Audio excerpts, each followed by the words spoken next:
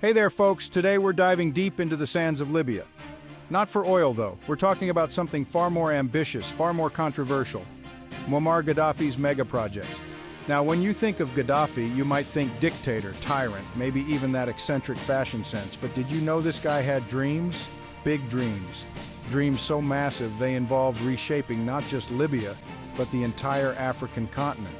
We're talking about a man who envisioned a future where the Sahara Desert bloomed, where water flowed freely, and where Africa stood united, a powerhouse on the world stage. Sounds crazy, right? Well, hold on to your hats because Gaddafi's vision, as wild as it seemed, was becoming a reality.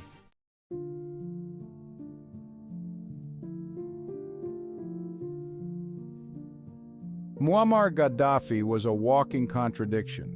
To some, he was a revolutionary hero, a champion of the developing world. To others, he was a brutal dictator responsible for human rights abuses. But one thing's for sure, Gaddafi was never afraid to challenge the status quo. He came to power in a bloodless coup, overthrowing a monarchy and promising a new era for Libya. And for a while, he delivered. Oil wealth flowed, living standards rose, and Libya became a key player on the global stage. But Gaddafi's ambitions went far beyond just making Libya prosperous. He saw himself as a Pan-African leader, destined to unite the continent and break free from the West's grip. And that's where things get really interesting.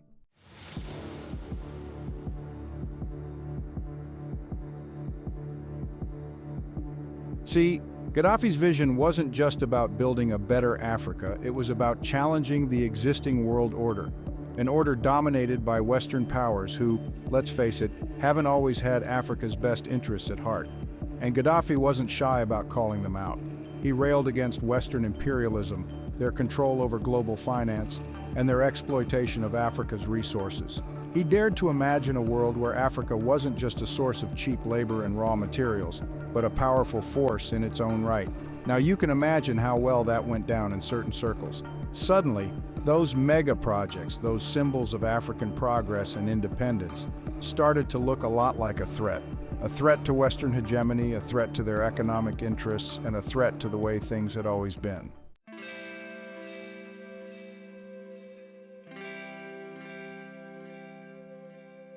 Gaddafi's vision for Libya was nothing short of audacious. He didn't just want to modernize a country, he wanted to transform a desert into a paradise. His mega projects, fueled by Libya's vast oil wealth, were designed to tackle the country's most pressing challenges head-on. "We will make the desert bloom," he declared, and people believed him.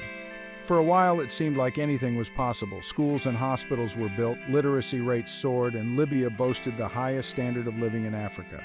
But Gaddafi's ambitions didn't stop at Libya's borders. He envisioned a united Africa, a continent free from poverty, corruption, and Western interference.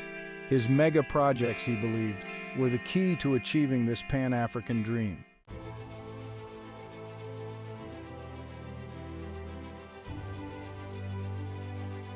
Perhaps the most ambitious of Gaddafi's mega projects was the Great Man-Made River, a monumental feat of engineering that aimed to supply fresh water to the parched Libyan population.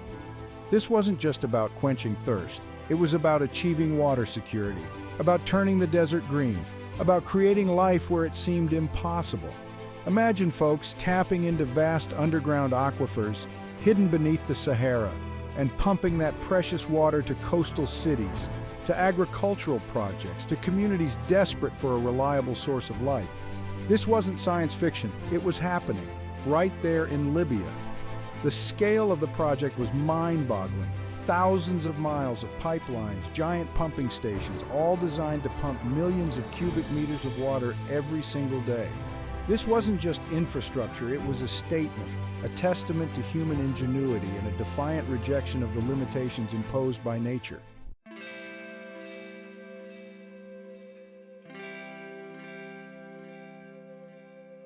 But Gaddafi's vision extended far beyond Libya's borders. He dreamed of a united Africa, a continent that could stand toe-to-toe with the world's superpowers. He poured resources into the African Union, advocating for a single currency, a common defense force, and a united front against Western imperialism. He challenged the old colonial powers, accusing them of hypocrisy and double standards. He called for an end to Africa's dependence on foreign aid, urging his fellow leaders to embrace self-reliance and economic integration. His message resonated with many, especially in countries still grappling with the legacy of colonialism. Gaddafi wasn't afraid to put his money where his mouth was. He funded infrastructure projects across the continent, provided loans and grants to struggling nations, and even offered refuge to those persecuted in their own countries.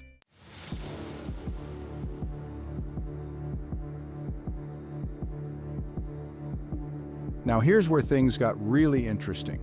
Gaddafi, never one to shy away from bold moves, proposed a radical idea, a Pan-African currency backed by gold. This gold dinar, as he envisioned it, would challenge the dominance of the US dollar and the global financial system controlled by the West. Imagine, folks, a world where oil-rich African nations, instead of trading in US dollars, demanded payment in this new gold-backed currency.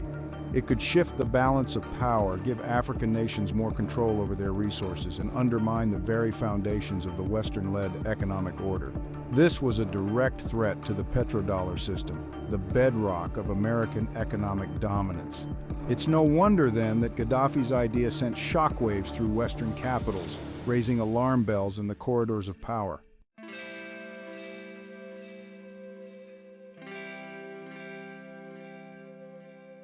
Back in Libya, Gaddafi's vision was starting to take shape. Cities were modernizing, the desert was being pushed back, and the standard of living was rising. Libya, once a backwater, was emerging as a regional power, a beacon of progress in a continent often plagued by poverty and instability. Gaddafi's social programs were unparalleled in the region. Free healthcare, education, and even subsidized housing were the norm. Women, in particular, saw their rights and opportunities expand under his rule. Libya, it seemed, was on the cusp of something truly remarkable, but beneath the surface, cracks were beginning to appear. Gaddafi's authoritarian tendencies were growing stronger, dissent was stifled, and his dream of a united Africa was facing resistance both at home and abroad.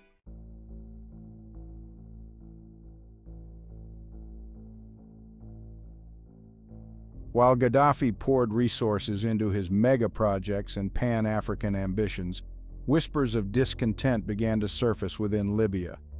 His increasingly authoritarian grip, the suppression of dissent, and the lack of political freedom created a breeding ground for resentment and opposition. The international community, too, was becoming increasingly wary of Gaddafi's erratic behavior and his support for various militant groups.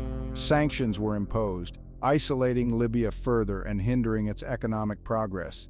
The stage was set for a confrontation, a clash between Gaddafi's grand vision and the forces that sought to maintain the existing world order.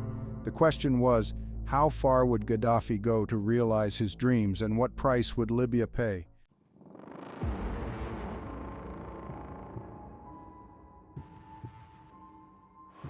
Gaddafi's mega-projects, while undeniably ambitious, came at a cost. The sheer scale of his vision required massive investments, diverting resources from other crucial areas like education and healthcare.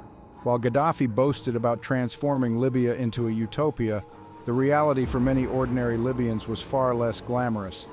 Unemployment remained high, particularly among the youth, and corruption became rampant, with those close to the regime benefiting disproportionately from the country's oil wealth. Moreover, Gaddafi's authoritarian tendencies cast a long shadow over his achievements.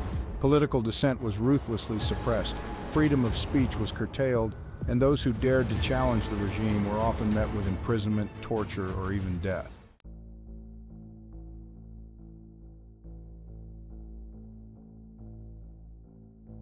A wrench in the gears, sanctions and pressure. Gaddafi's ambitions, particularly his vision of a united Africa and a gold-backed currency, were seen as a direct threat to Western interests. The prospect of a powerful, independent Africa, free from Western influence and challenging the global financial order, was simply unacceptable to those who had long benefited from the status quo. The response was swift and decisive. Sanctions were imposed, crippling Libya's economy and hindering its ability to finance its ambitious projects. Western powers, led by the United States, accused Gaddafi of supporting terrorism, human rights abuses, and destabilizing the region. These sanctions, while ostensibly aimed at curbing Gaddafi's rogue behavior, had a devastating impact on the Libyan people.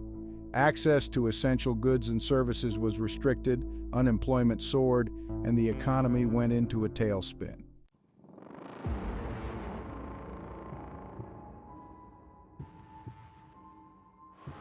The United States, under the Reagan administration, viewed Gaddafi with particular hostility. Gaddafi's support for various liberation movements, his fiery anti-Western rhetoric, and his ambition to challenge the petrodollar system all put him squarely in America's crosshairs. In 1986, the U.S. launched airstrikes against Libya, targeting Gaddafi himself. The bombing raids, while failing to kill Gaddafi, resulted in civilian casualties and further inflamed tensions between Libya and the West. The U.S. also actively worked to undermine Gaddafi's regime, providing support to opposition groups and fueling dissent within Libya. The message was clear.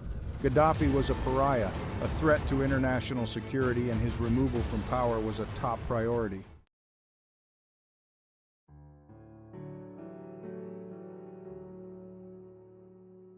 A continent divided Gaddafi's African ambitions. Gaddafi's dream of a united Africa, while appealing to some, faced significant obstacles. Many African leaders, wary of his autocratic tendencies and concerned about Libya's growing influence, were hesitant to embrace his vision wholeheartedly. Some saw Gaddafi's push for unity as a thinly veiled attempt to establish himself as the continent's undisputed leader, a modern-day emperor with ambitions that extended far beyond Libya's borders. Moreover, Gaddafi's financial support for various rebel groups and his interference in the internal affairs of other African nations created resentment and instability, further undermining his Pan-African agenda.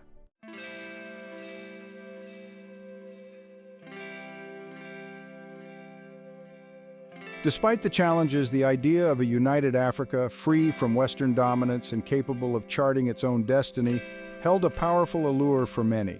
Gaddafi's vision, however flawed in its execution, tapped into a deep-seated desire for self-determination and economic empowerment that resonated across the continent. The prospect of a single currency, a common defense force, and a united front against neo-colonialism struck a chord with those who had long felt marginalized and exploited by the global order. Gaddafi's mega-projects, particularly his investments in infrastructure and telecommunications, were seen by some as concrete steps towards realizing this Pan-African dream.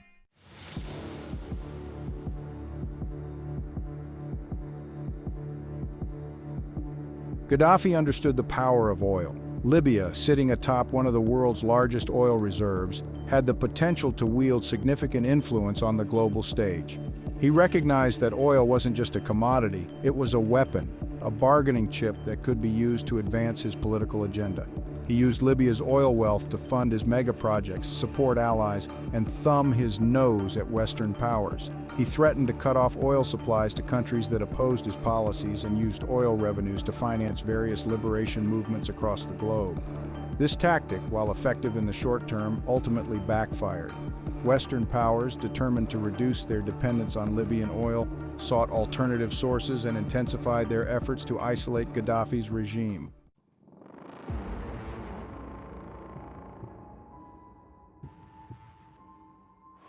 The West, threatened by Gaddafi's ambitions and determined to maintain its grip on power, launched a relentless propaganda campaign to demonize him in the eyes of the world.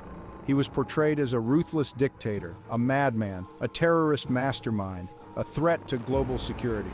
His eccentricities, his flamboyant clothing, his Bedouin tent were all amplified and ridiculed, turning him into a caricature, a figure of fun rather than a serious political leader. The goal was clear: to discredit Gaddafi, isolate him on the world stage, and ultimately pave the way for his removal from power.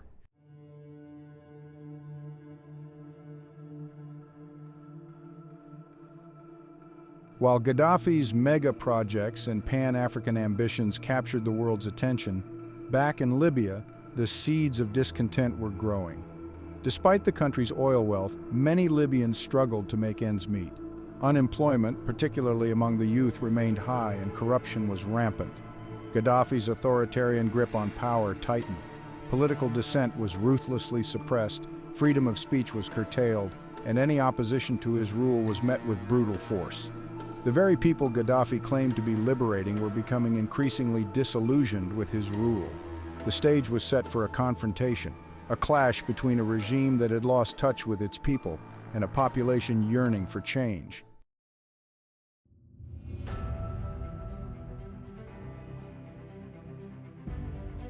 Let's talk about the Great Man-Made River, arguably Gaddafi's most ambitious project. Imagine this, a river, flowing beneath the Sahara Desert, bringing life-giving water to parched cities and towns. Gaddafi called it the eighth wonder of the world, and it's easy to see why. This wasn't just about quenching thirst, it was about turning the desert green, about food security, about defying the limits of nature itself. This massive network of underground pipelines, pumping stations, and reservoirs tapped into ancient aquifers deep beneath the Sahara, transporting billions of cubic meters of fresh water to the thirsty north.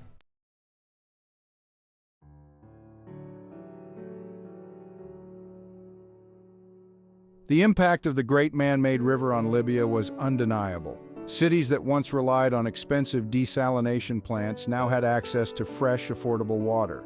Agricultural projects bloomed in the desert, and new industries sprang up, fueled by the availability of this precious resource. But like many of Gaddafi's grand projects, the river was not without its critics. Some argued that the project was poorly managed, that water was being wasted, and that corruption within the regime siphoned off funds meant for its maintenance. Others questioned the long-term sustainability of tapping these ancient aquifers, worried that they were being depleted faster than they could be replenished. The dream of a green Sahara, some argued, might come at a steep environmental cost.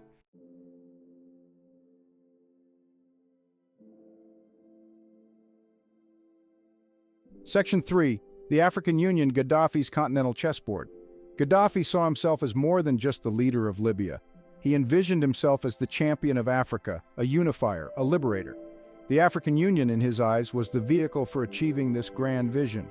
He pushed for greater integration, a single African currency, a common defense force, a United States of Africa that could stand toe-to-toe with the world's superpowers. He used Libya's oil wealth to bankroll the AU, funded infrastructure projects across the continent, and positioned himself as a mediator in various conflicts. He wanted to be the architect of a new Africa, free from the shackles of colonialism and Western dominance.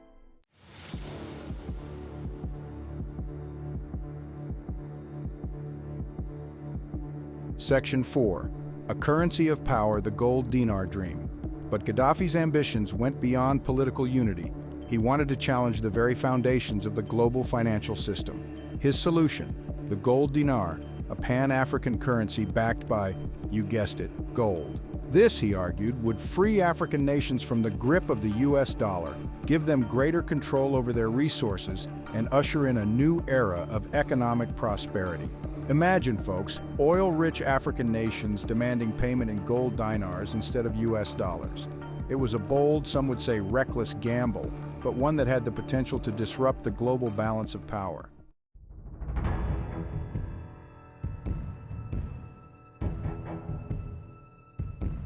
The idea of a gold-backed African currency sent shockwaves through Western capitals. The petrodollar, the system that had underpinned U.S. economic hegemony for decades, was suddenly under threat. Gaddafi was directly challenging the established order, and the powers that be were not pleased. They saw the gold dinar as a destabilizing force, a threat to their economic interests, and a tool for Gaddafi to increase his influence. The message from the West was clear: this would not stand.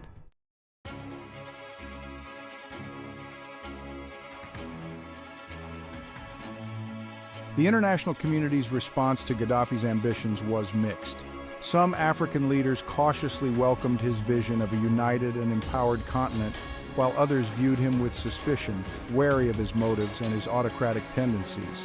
The West, however, was largely united in its condemnation. Gaddafi's defiance of the established order, his challenges to Western economic interests, and his support for groups deemed terrorist made him a pariah on the world stage. Sanctions were tightened, diplomatic pressure increased, and a concerted effort was made to isolate Gaddafi and undermine his regime. The noose, it seemed, was tightening around the Libyan leader.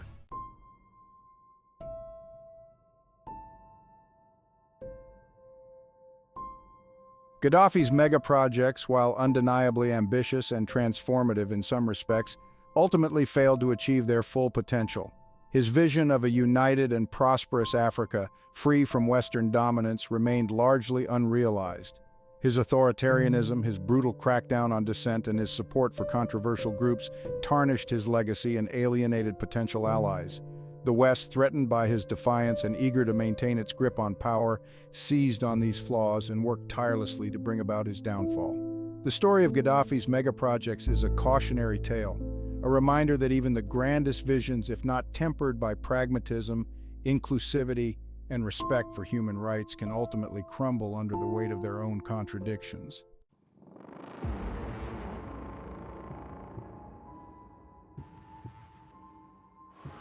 The year is 1988. Pan Am Flight 103, en route from London to New York, explodes over the small town of Lockerbie, Scotland.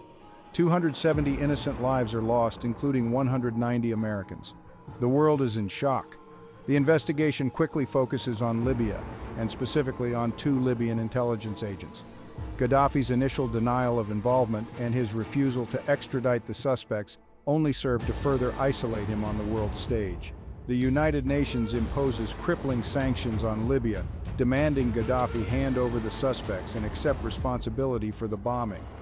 The country is plunged into economic hardship, its people feeling the brunt of the international community's wrath.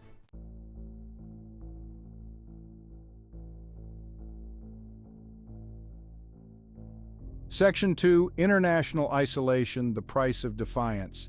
The Lockerbie bombing marked a turning point in Gaddafi's relationship with the West.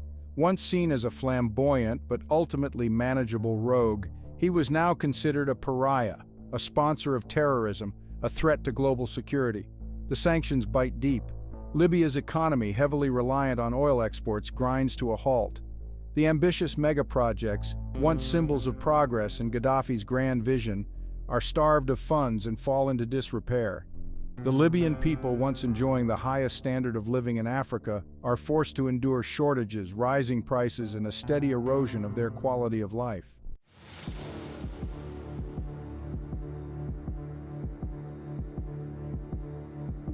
Section 3. The tables turn. The West embraces Gaddafi's enemies. As Gaddafi digs in his heels, refusing to bow to international pressure, the West begins to court his enemies. Libyan dissidents, exiled opposition groups, and even former Gaddafi loyalists who have fallen out of favor are embraced, funded, and encouraged to challenge the regime. The message is clear: Gaddafi's days are numbered. The West, once content to contain him, now actively seeks his removal from power. The seeds of discontent, sown by years of authoritarian rule and exacerbated by economic hardship, begin to sprout. The stage is set for a showdown, a clash between a regime clinging to power and a population yearning for change. The Arab Spring, sweeping across North Africa and the Middle East, will soon reach Libya's shores with explosive consequences.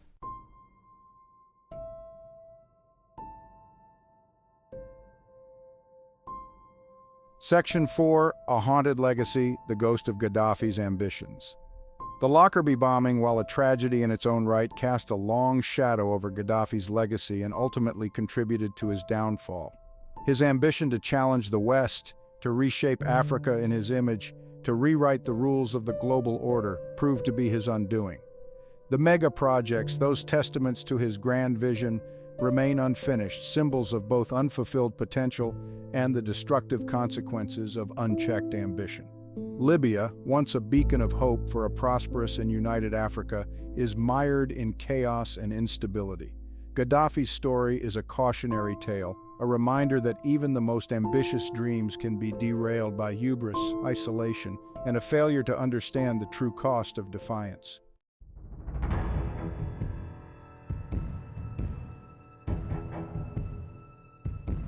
The world watched in 2011 as Gaddafi's regime crumbled. The Arab Spring, a wave of popular uprisings that swept across North Africa and the Middle East, finally reached Libya. Years of pent-up frustration, fueled by economic hardship, political repression, and the memory of past atrocities, boiled over. Gaddafi's grip on power, once seemingly unshakable, evaporated with astonishing speed. The man who had ruled Libya for over 4 decades, who had envisioned himself as a Pan-African hero, a modern-day Saladin, was captured, humiliated, and killed by his own people.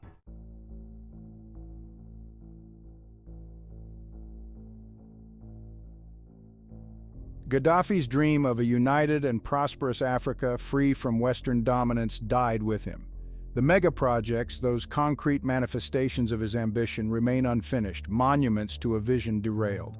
The great man-made river, while still functioning, faces an uncertain future, plagued by maintenance issues, funding shortages, and the looming threat of climate change.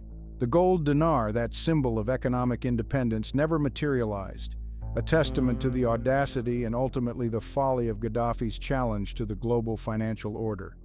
The Libyan people, once promised a utopia, were left to pick up the pieces of a shattered nation, their hopes for a better future dashed against the rocks of revolution and its chaotic aftermath.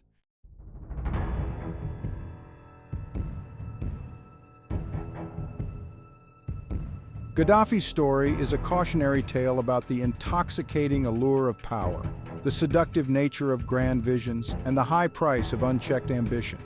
He was a man of contradictions, a revolutionary who became a dictator, a champion of the oppressed who ruled through fear and repression. He dared to challenge the West, to question the established order, but his methods, his brutality, and his embrace of extremism ultimately undermined his goals and alienated potential allies. He became a caricature, a figure of ridicule, his eccentricities overshadowing any genuine accomplishments. In the end, Gaddafi's legacy is a mixed bag, a complex tapestry woven from threads of progress and tyranny, of hope and despair. He left behind a nation in ruins, a continent still grappling with the legacy of colonialism, and a world forever marked by his audacious, flawed, and ultimately tragic vision.